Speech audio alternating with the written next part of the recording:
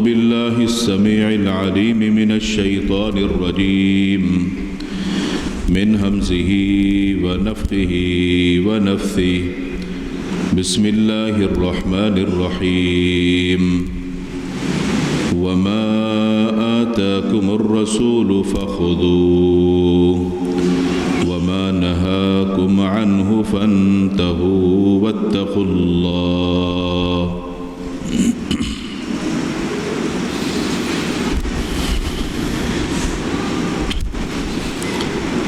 ہر قسم کی حمد و ثنا، کبریائی، بڑائی اللہ وحدہ لا شریک خالق کائنات مالک ارض و سما کے لیے درود و سلام ہوں امام الانبیاء، ہادی رہبر و رہنما احمد مجتبی جناب محمد الرسول اللہ صلی اللہ علیہ وآلہ وسلم کی ذات اقدس پر، جن کو اللہ رب العالمین نے اس کائنات کے لیے رحمت للعالمین بنا کر مبعوث فرمایا۔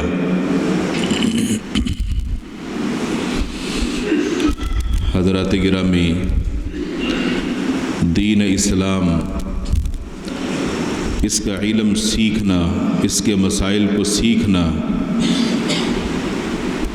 عمل کرنے سے پہلے اس مسئلے کا علم ہونا، یہ ہر مسلمان کے لیے ضروری ہے۔ ہمارے کسی بھی عمل میں اس وقت بہتری اور نکھار آ سکتا ہے جب اس عمل سے پہلے ہمیں اس طریقے کا علم ہوگا جو طریقہ رسول اکرم صلی اللہ علیہ وآلہ وسلم کا ہے، اور سب سے زیادہ کیا جانے والا عمل جو دن اور رات میں ہوتا ہے وہ دین اسلام کا اہم ترین رکن نماز ہی ہے، جو بہت تھوڑے تھوڑے وقفے کے بعد انسان ادا کرتا ہے، جو سب سے زیادہ کیے جانے والا عمل ہے۔ اگر اس کا صحیح علم نہیں ہوگا، اس کے مسائل کو نہیں سیکھا جائے گا، تو آپ کما حقہ اس کو ادا بھی نہیں کر سکتے۔ اس سے بڑھ کر اور کیا بات ہو سکتی ہے کہ اللہ کے رسول صلی اللہ علیہ وسلم نے دین اسلام کے اہم ترین رکن نماز ہی کے متعلق فرمایا، صلو کما رأیتمونی اصلی، لوگوں نماز ٹھیک اسی طریقے پر پڑھو جس طرح تم مجھے نماز پڑھتے ہوئے دیکھتے ہو۔ دین اسلام کے جو بقیہ ارکان ہیں ان کی تعلیم بھی بہت ضروری ہے، مگر نماز کی تعلیم، اس کو سیکھنا، اس کا طریقہ جو اللہ کے رسول صلی اللہ علیہ وسلم کا طریقہ ہے، اس کو ذہن نشین کرنا، یہ عمل کے صحیح ہونے کے لیے، درست ہونے کے لیے، مقبولیت کے لیے انتہائی ضروری ہے۔ جس معاشرے میں ہم رہتے ہیں، اکثریت مسلمانوں کی ایسی ہی ہے جو نماز کے طریقے سے متعلق جب بھی کوئی بات ہوتی ہے ان کو بڑی ناگوار گزرتی ہے۔ جب اللہ کے رسول صلی اللہ علیہ وسلم کا جو طریقہ نماز تھا اس پر گفتگو ہوتی ہے تو لوگوں کو یہ بات اچھی نہیں لگتی۔ عام لوگ یہی سمجھتے ہیں کہ بس نماز پڑھنی ہے، جس طرح بھی پڑھ لی جائے، اللہ کے سامنے کھڑا ہونا ہے، جیسے بھی کھڑا ہو لیا جائے۔ اگر ایسا ہی ہوتا تو پھر اللہ کے رسول صلی اللہ علیہ وسلم کو بھیجنے کی ضرورت کیا تھی؟ پھر صرف حکم دے دیا جاتا کہ تم نے نماز پڑھنی ہے، پھر ہر بندہ اپنی مرضی سے پڑھتا، مگر پھر بھی تو قیامت کے دن حساب تو ہونا ہی تھا۔ اللہ تعالیٰ اپنے بندوں کا کتنا بڑا خیر خواہ ہے کہ اس نے ہمارے اندر اپنا رسول بھیجا دین اسلام کے تمام مسائل پر عمل کرنے کے لیے اس پیغمبر کو بھیجا کہ طریقہ آپ ان کو بتائیں گے کہ یہ عمل ایسے کرنا ہے۔ اور پھر اللہ کے رسول صلی اللہ علیہ وسلم نے ہر عمل جو کہ نیکی تھا باقاعدہ کر کے بتلایا، کر کے دکھلایا، صحابہ کرام کے سامنے عملاً پیش کیا۔ اس سے پہلے ایک جمعے میں آپ یہ بات سن چکے ہیں کہ اللہ کے رسول صلی اللہ علیہ وسلم نے ایک دن صحابہ کرام کو جب نماز پڑھائی تو آپ نے جب نماز کی ابتدا کی، اس کا آغاز کیا، تو آپ اپنے مصلی پر نہیں کھڑے تھے، آپ لوگوں کے سامنے منبر پر کھڑے ہوئے، منبر پر کھڑے ہو کر آپ نے نماز شروع کی، منبر پر ہی آپ نے رکوع کیا، منبر پر کھڑے ہو کر رکوع سے اپنا سر اٹھایا اور پھر سجدہ کرنے کے لیے منبر سے نیچے اترے، اپنے مصلی پر آئے، سجدے کیے، پھر واپسی منبر پر آئے۔ نماز جب آپ نے اسی طرح مکمل کی تو بعد میں کیا فرمایا کہ میں نے تمہارے لیے یہ اس لیے ایسا کیا ہے تاکہ تم اچھی طرح مجھے دیکھ لو کہ میں نماز کیسے پڑھتا ہوں، تاکہ تم بھی اپنی نمازوں کو ٹھیک کر لو، ایسا ہی تم کرو۔ اس سے بڑھ کر اور کیا ہو سکتا ہے کہ اللہ کے رسول صلی اللہ علیہ وسلم دین کو بتانے میں، سکھانے میں اپنی تمام تر کوششیں صرف کرتے رہے اور آپ نے پوری ذمہ داری کا حق ادا کر دیا۔ اگر پھر بھی کوئی مسلمان اللہ کے رسول صلی اللہ علیہ وسلم کے طریقے کی طرف توجہ نہیں دیتا، اس میں وہ سنجیدہ نہیں ہے، وہ سیکھنے کی کوشش نہیں کرتا، اس کو اس طریقے کے ساتھ پیار نہیں ہے جو طریقہ اللہ کے رسول صلی اللہ علیہ وسلم کا ہے، تو پھر اس بندے کو اپنی آخرت کی فکر کرنی چاہیے کہ زندگی گزار کے جب اللہ کے حضور حاضر ہوں گا، وہاں کچھ پوچھا جائے گا، وہاں کچھ سوالات ہوں گے، وہاں عملوں کو چیک کیا جائے گا، اور عملوں کی جو چیکنگ ہے وہاں پر اللہ کے رسول صلی اللہ علیہ وسلم کا عمل بھی سامنے ہوگا اور امتی کا عمل اس کے مقابلے میں اس کے سامنے پیش کیا جائے گا، چیک کیا جائے گا کہ یہ عمل اس طریقے کے ساتھ ملتا ہے کہ نہیں جو پیارے پیغمبر صلی اللہ علیہ وسلم نے اپنی امت کو بتلایا۔ اگر وہاں فرق ہوا تو کیا جواب ہوگا؟ اگر وہاں وہ عمل میچ نہیں کر رہا ہوگا تو کیا عذر ہوگا؟ کیا کوئی یہ کہہ سکے گا کہ مجھے بتانے والا کوئی نہیں تھا، مجھے سمجھانے والا کوئی نہیں تھا، مجھے اس طریقے کا علم نہیں تھا، میں یہ طریقہ سن نہیں سکا؟ جس طرح دنیا کو، دنیاوی امور کو سیکھنے کے لیے ہر بندہ کوشش کرتا ہے، اس سے کہیں بڑھ کر اللہ کا دین اور دین کے مسائل ہیں جن کو سیکھنے کے لیے ہر بندے کی اس سے بڑھ کر کوشش ہونی چاہیے، اس لیے کہ دین کے معاملات کے اندر انسان کی آخرت، جنت یا جہنم کے فیصلے وہاں پر ہوں گے، اور یہ آخرت کو معمولی نہیں ہے جہاں یہ فیصلے ہوں گے جنت اور جہنم۔ اس کو سیکھنے کے لیے، آخرت کو بہتر بنانے کے لیے ہماری کیا کوششیں ہیں؟ یہ لمحہ فکریہ ہے کہ مسلمانوں کی کثیر تعداد اس طریقے سے دور ہے کہ ہم دین کو سیکھیں یا دین کے مسائل کو سیکھیں، اس میں وہ سنجیدہ نہیں ہے۔ ایک دین کا طالب علم، ایک داعی لوگوں کے سامنے جب وہ دین کو پیش کرتا ہے، اس کی یہی کوشش ہوتی ہے کہ جو دین کے مسائل میں نے لوگوں کو بتلائے ہیں یہ میرے لیے صدقہ جاریہ بن جائیں، تاکہ لوگ اس پر عمل کریں گے، مجھے بھی ثواب ہوگا اور عمل کرنے والوں کو بھی فائدہ ہوگا۔ تو اپنی آخرت کو بہتر بنانا یہ ہر شخص کی ضرورت ہے۔ اللہ تعالیٰ دین کے مسائل کو سیکھنے اور ان کو سیکھ کر اپنی اصلاح کرنے اور عمل کرنے کی ہم سب کو توفیق عطا فرمائے۔ گزشتہ جمعہ جہاں ہم نے اپنی بات کو چھوڑا تھا وہ سورۃ الفاتحہ کے متعلق ہماری گفتگو ہوئی تھی کہ اللہ کے رسول صلی اللہ علیہ وسلم نے سورۃ الفاتحہ کے متعلق ارشاد فرمایا کہ اس شخص کی نماز نہیں ہوتی جو اپنی نماز میں سورۃ الفاتحہ کو نہیں پڑھتا۔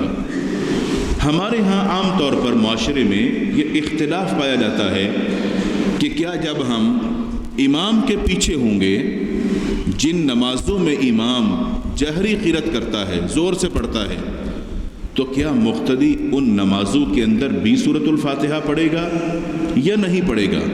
اس مسئلے کو اختلافی بنا دیا گیا ہے، یہ مسئلہ اختلافی تھا نہیں۔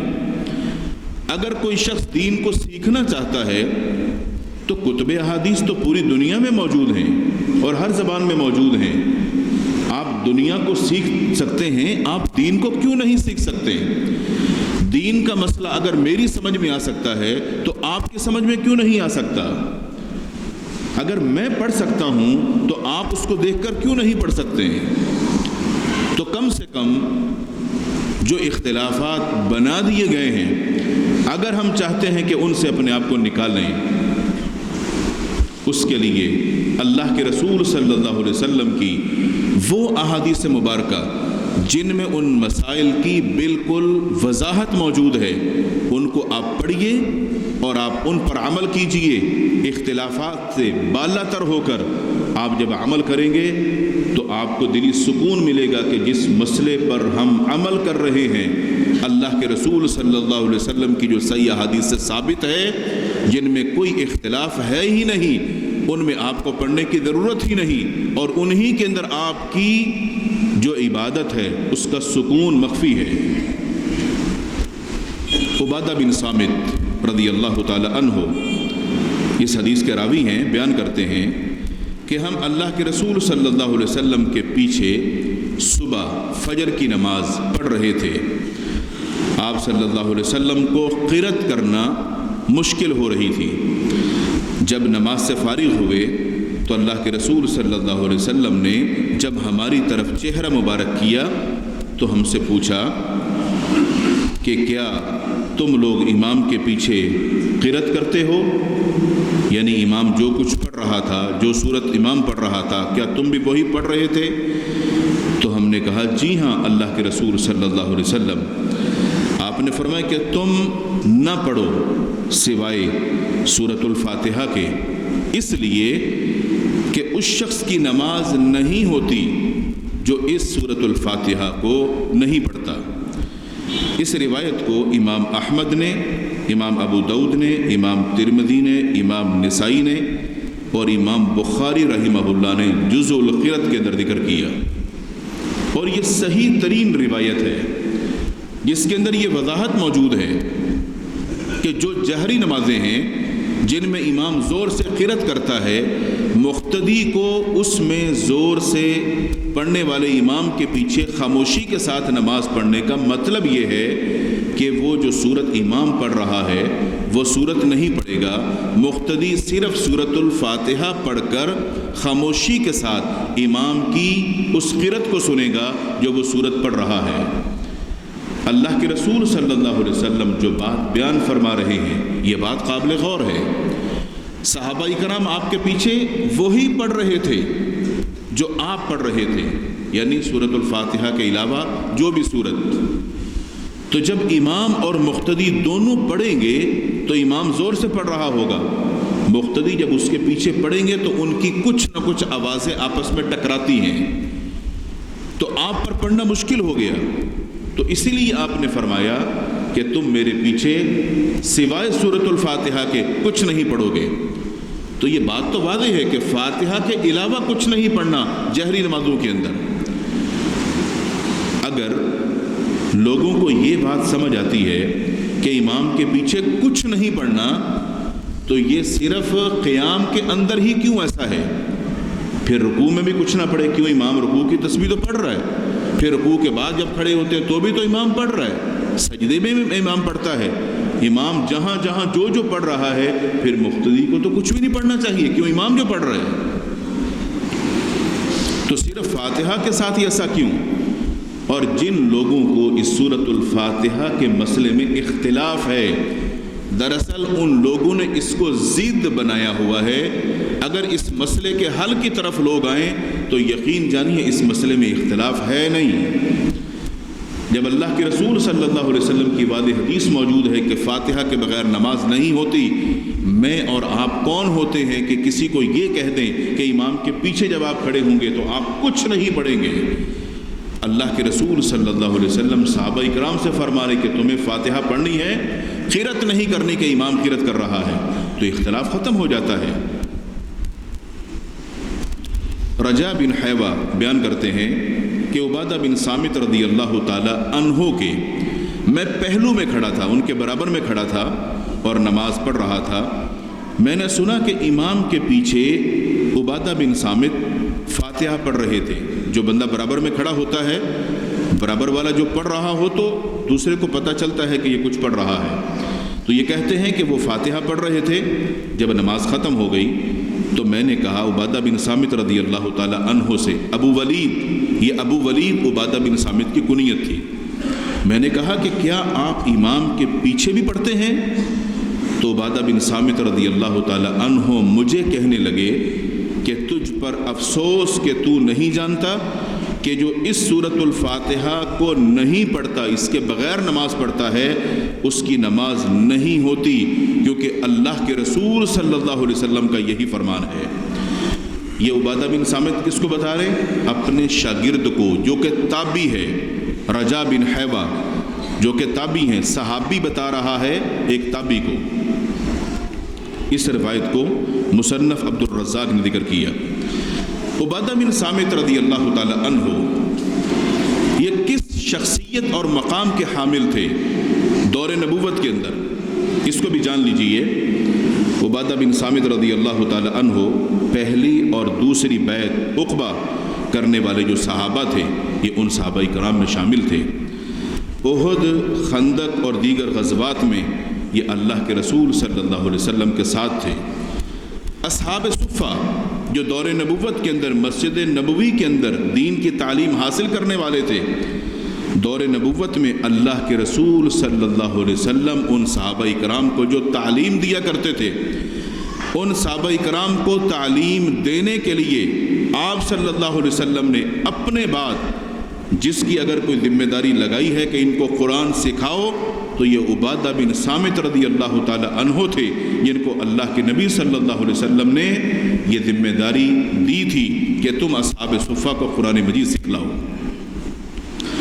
عبادہ بن صامت رضی اللہ تعالی عنہ 73 سال کی عمر میں انتقال فرماتے ہیں۔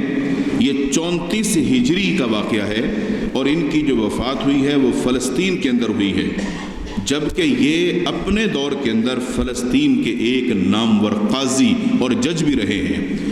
تو دور نبوت کے اندر بھی اور اس کے بعد بھی اپنی حیات کے اندر یہ ان کا مقام و مرتبہ تھا، جس سے یہ بات واضح ہو رہی ہے کہ اللہ کے رسول صلی اللہ علیہ وسلم نے جو صحابہ کرام کی تربیت فرمائی ہے، اس تربیت کے اندر اس صحابی عبادہ بن صامت رضی اللہ تعالی عنہ کا کیا مقام و مرتبہ ہے۔ نماز کے اندر سورۃ الفاتحہ کے حوالے سے گفتگو آپ نے پچھلے جمعے بھی سنی اور ابھی بھی سنی، جس سے ہم خلاصہ یہ نکال سکتے ہیں کہ مقتدی کو یا امام کو جو بھی نماز پڑھنی ہے وہ اپنی ہر نماز کے اندر سورۃ الفاتحہ کو پڑھیں گے۔ اگر کوئی شخص اکیلا نماز پڑھتا ہے تو بھی وہ سورۃ الفاتحہ کو پڑھے گا۔ امام کے پیچھے نماز پڑھنے والا جو مقتدی ہے وہ فاتحہ پڑھنے کے بعد امام اگر زور سے قرأت کر رہا ہے تو مقتدی کو وہ قرأت خاموشی کے ساتھ سننی ہے، اور امام زور سے قرأت نہیں کر رہا جیسے ظہر اور عصر کی نماز ہے تو مقتدی بھی فاتحہ کے بعد سورت پڑھے گا، امام بھی سورۃ الفاتحہ کے بعد کوئی سورت پڑھے گا، ان کو اپنی الگ الگ قرأت کرنی ہے، اور یہ سب پر لازم ہے جو صحیح حدیث سے ثابت ہے۔ جب آپ اپنا قیام مکمل کرتے ہیں، قیام مکمل کرنے کے بعد ہم اگلے رکن کے اندر منتقل ہونے لگتے ہیں، جس کو رکوع کہا جاتا ہے۔ قیام مکمل کرنے کے بعد آپ رکوع میں جھکتے ہیں۔ قرآن مجید فرقان حمید میں رکوع، قیام یا سجدہ، اس کا خصوصی طور پر کئی سارے مقامات پر اللہ تعالی نے ذکر بھی کیا ہے۔ اور عبادات کے اندر رکوع اور سجدہ اس کی بڑی اہمیت ہے کہ ایک بندہ مومن اللہ کے حضور جب جھکتا ہے تو یہ بندے کی عاجزی ہوتی ہے اور وہ اس میں اللہ کی تعریف اور بڑائی کو بیان کرتا ہے۔ اللہ کے رسول صلی اللہ علیہ وسلم رکوع جب کرنے لگتے تو آپ قیام سے رکوع میں جانے سے پہلے ادھر میری طرف دیکھیں گے، جیسے آپ نے ہاتھ باندھے ہوئے، اب آپ رکوع میں جانے لگتے ہیں تو اللہ کے رسول صلی اللہ علیہ وسلم اپنے دونوں ہاتھوں کو ایسے اٹھاتے، ایسے دونوں ہاتھوں کو اٹھاتے، اللہ اکبر کہہ کر پھر آپ جھکتے اور رکوع میں جاتے۔ یہ جو دونوں ہاتھوں کو اٹھانا ہے اس کو عربی میں کہتے ہیں رفع الیدین۔ رفع کا مطلب ہوتا ہے اٹھانا، یدین دو ہاتھوں کو کہا جاتا ہے، دونوں ہاتھوں کو اٹھانا۔ اللہ کے رسول صلی اللہ علیہ وسلم اس طرح ہاتھوں کو اٹھاتے، اللہ اکبر کہتے، رفع الیدین کر کے پھر رکوع میں جایا کرتے تھے۔ اور یہ بات یاد رہے، صحیح احادیث کی روشنی میں نماز کے اندر اس طرح ہاتھوں کو اٹھانا یہ 4 مقامات پر ثابت ہے جو صحیح احادیث کی روشنی میں موجود ہے۔ ان 4 مقامات میں سے ایک مقام جب ہم نماز کو شروع کرتے ہیں تو دونوں ہاتھوں کو اٹھاتے ہیں، جس کو کہا جاتا ہے تکبیر تحریمہ، اور دوسرا رکوع میں جاتے وقت، اور تیسرا جب رکوع سے آپ سر اٹھاتے ہیں اس وقت، اور چوتھا جب آپ 3 رکعتوں والی یا 4 رکعتوں والی نماز پڑھتے ہیں، 2 رکعتیں مکمل کر کے جب آپ کھڑے ہوتے ہیں تو تیسری رکعت کو شروع کرنے سے پہلے دوبارہ آپ کو رفع الیدین کرنا ہے، جو کہ اللہ کے نبی صلی اللہ علیہ وسلم سے بالکل صحیح احادیث سے ثابت ہے۔ یہ جو میں نے چند باتیں آپ کے سامنے ذکر کی رفع الیدین کے حوالے سے، کتب احادیث کے اندر جو اس کے دلائل ہیں اگرچہ وہ بہت کثرت کے ساتھ ہیں۔ مالک بن حویرث رضی اللہ تعالی عنہ بیان کرتے ہیں کہ میں نے اللہ کے رسول صلی اللہ علیہ وسلم کو دیکھا، یرفع یدیہ اذا کبر، جب آپ نے نماز شروع کی تو اپنے دونوں ہاتھوں کو اٹھایا اور اللہ اکبر کہا۔ یہ تکبیر تحریمہ کا ذکر ہے جب ہم نماز شروع کرتے ہیں۔ کہتے ہیں وَإِذَا رَكَعَ، اور جب آپ رکوع کرنے لگے تو بھی آپ نے ایسا ہی کیا۔ وَإِذَا رَفَعَ رَأْسَهُ مِنَ الرُّكُوعِ، اور جب آپ نے اپنے سر مبارک کو رکوع سے اٹھایا تو بھی آپ نے ایسا ہی کیا۔ اس حدیث کو امام بخاری، امام مسلم، امام احمد، امام دارمی، امام بہقی، امام ابو داؤد، ان تمام ائمہ حدیث نے اپنی اپنی کتب کے اندر اس روایت کو ذکر کیا، جو کہ بالکل صحیح ترین حدیث ہے اللہ کے رسول صلی اللہ علیہ وسلم کی۔ اسی طرح عبداللہ بن عمر رضی اللہ تعالی عنہ کی بھی اسی حوالے سے روایت موجود ہے۔ نافع، امام نافع جو ہیں یہ تابعی ہیں، یہ شاگرد ہیں عبداللہ بن عمر رضی اللہ تعالی عنہ کے۔ وہ بیان کرتے ہیں کہ عبداللہ بن عمر رضی اللہ تعالی عنہ جب نماز شروع کرتے، اللہ اکبر کہتے تو اپنے دونوں ہاتھوں کو اٹھاتے، رفع الیدین کرتے، پھر اسی طرح جب رکوع میں جاتے تو بھی ایسا کرتے، رکوع سے سر اٹھاتے تو بھی ایسا کرتے، اور جب 2 رکعتوں کو مکمل کر کے تیسری رکعت کے لیے جب کھڑے ہوتے تو بھی ایسا ہی کرتے۔ اور کہتے ہیں کہ عبداللہ بن عمر رضی اللہ تعالی عنہ نے جب ایسا کیا تو انہوں نے ہمیں بتایا کہ میں نے اللہ کے رسول صلی اللہ علیہ وسلم کو بھی ایسا ہی نماز پڑھتے ہوئے دیکھا تھا جو میں نے آپ لوگوں کے سامنے نماز پڑھی ہے۔ اس روایت کو امام بخاری، امام ابو داؤد، امام احمد اور نسائی نے ذکر کیا۔ یہ روایت بھی بالکل صحیح ہے۔ امام ابن حجر فتح الباری میں لکھتے ہیں، جو بخاری شریف ہے، بخاری شریف کی جو شرح ہے عربی کے اندر 14-15 جلدوں کے اندر، وہ لکھی ہے امام ابن حجر اسقلانی رحمہ اللہ نے۔ وہ بیان فرماتے ہیں کہ امام بخاری رحمہ اللہ نے ایک کتاب لکھی ہے، اس کتاب کے اندر انہوں نے یہ بات ذکر کی ہے کہ رکوع جاتے وقت اور رکوع سے سر اٹھاتے وقت جو رفع الیدین کیا جاتا ہے وہ اللہ کے رسول صلی اللہ علیہ وسلم سے تقریباً 17 صحابہ اکرام سے الگ الگ احادیث موجود ہیں۔ اور امام بخاری رحمہ اللہ نے جو جز رفع الیدین کتاب لکھی اس کے اندر ان روایات کو ذکر بھی کیا جو کتب احادیث ہے جو مشہور اور معروف ہیں. اگر ان کی ہم بات کرتے ہیں تو اس میں صحیح بخاری اس کے اندر 5 احادیث ہیں جس کے اندر اس رفع الیدین کا ذکر ہے. یہ جو 4 مقامات پر کیا رہتا ہے. امام مسلم نے صحیح مسلم کے اندر جو احادیث ذکر کی ان کی تعداد 6 ہے. امام ابو داؤد نے جو اپنی کتاب میں ذکر کی ان احادیث کی تعداد 9 ہے. امام نسائی نے جو ذکر کی ہیں ان کی تعداد 20 ہے. اسی طرح امام ابن ماجہ نے 8 احادیث ذکر کی. امام مالک نے اپنی موطا کے اندر 3 احادیث ذکر کی اور امام ترمذی نے 1 روایت ذکر کی. امام ابن خزیمہ نے 15 احادیث ذکر کی. سنن کبریٰ بہقی کے اندر امام بہقی نے 46 احادیث ذکر کی. مسند حمیدی کے اندر 2 اور مسند ابو عوانہ شرح السنہ مصنف عبد الرزاق ان میں 8 احادیث شامل ہیں. امام ابن ابی شیبہ جو ہیں انہوں نے 10 احادیث ذکر کی. امام احمد نے اپنی مسند کے اندر 23 احادیث ذکر کی اور امام بخاری نے اپنی کتاب جز رفع الیدین کے اندر 44 احادیث ذکر کی.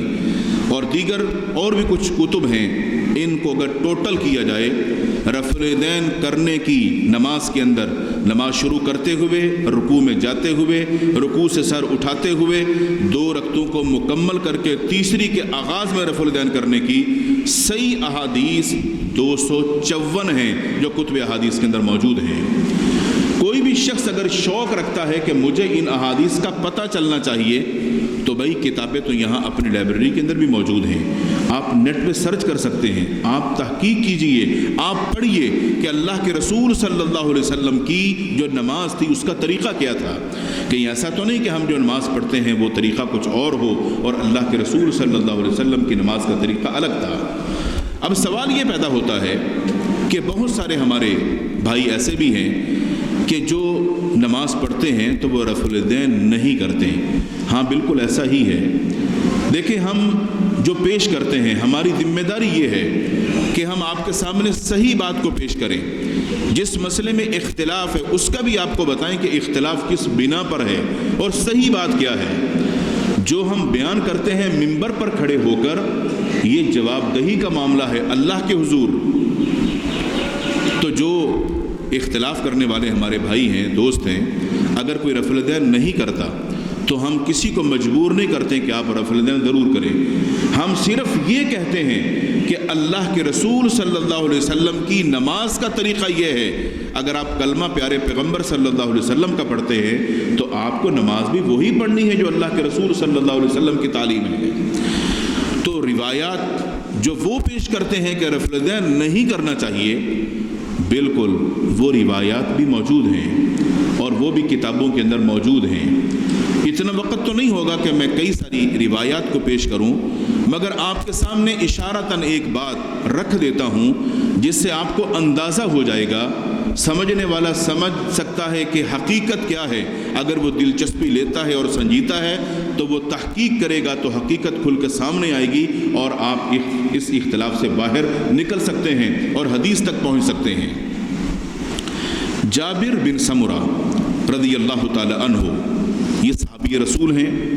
اللہ کے رسول صلی اللہ علیہ وسلم کے عظیم صحابی ہیں.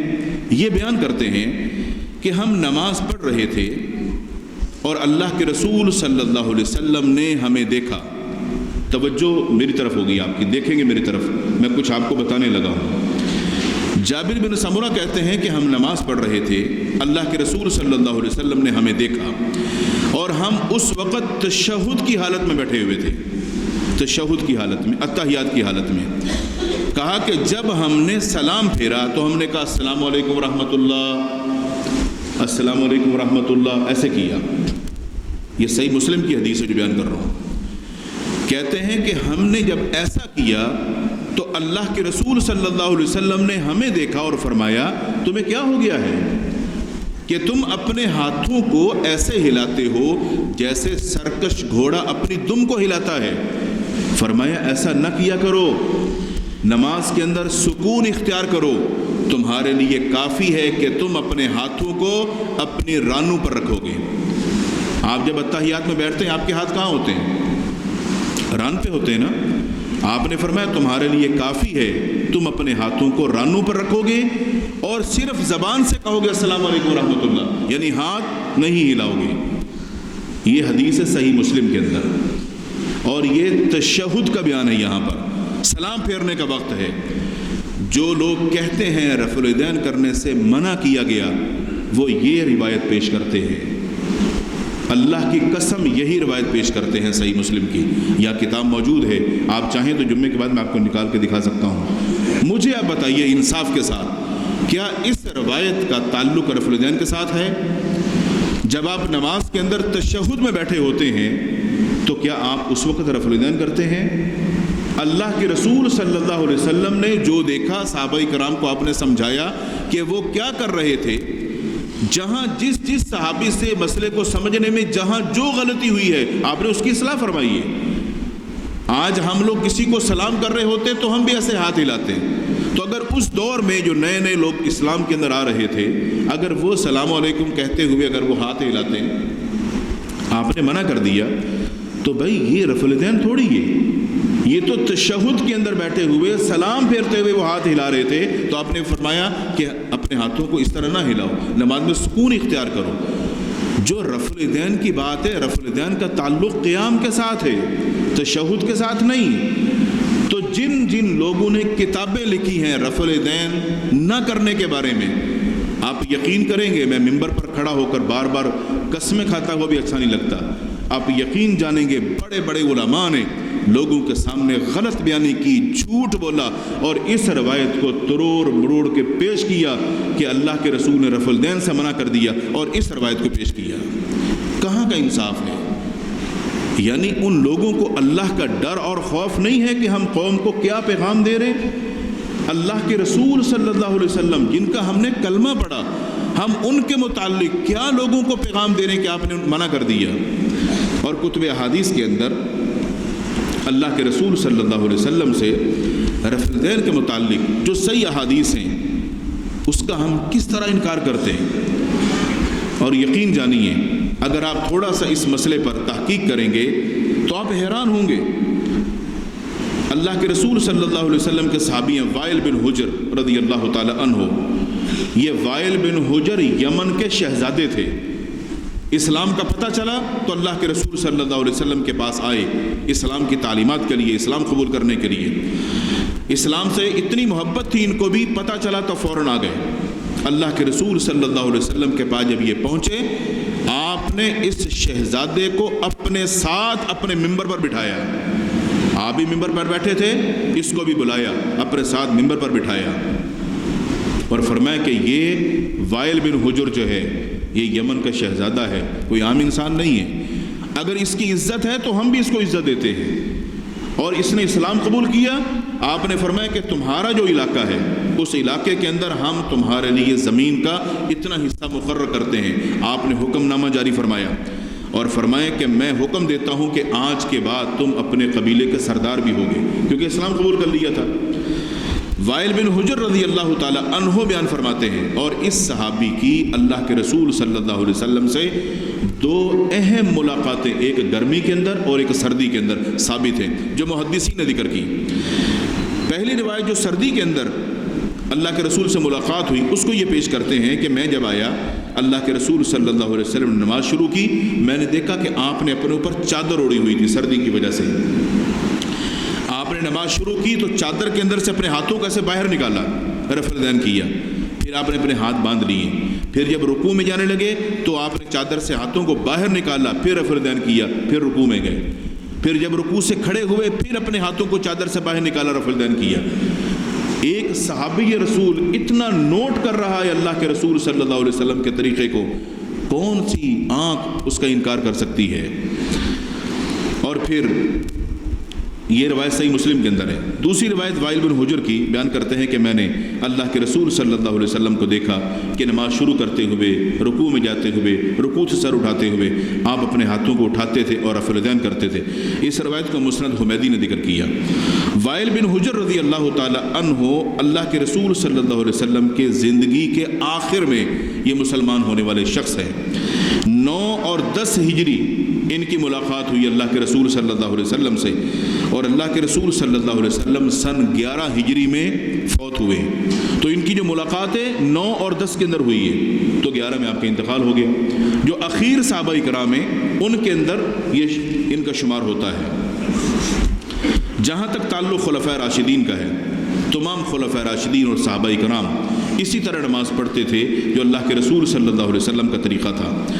اور میں یہ بھی بتلا دوں، جو مشہور آئمہ ہیں جن کو آئمہ اربع کہا جاتا ہے، ان میں امام مالک، امام شافعی، امام احمد بن حنبل، یہ تینوں امام بھی نماز کے اندر رفع الیدین کرتے تھے، اور ان کی کتابوں کے اندر بھی وہ احادیث موجود ہیں جن میں رفع الیدین کا ذکر ہے۔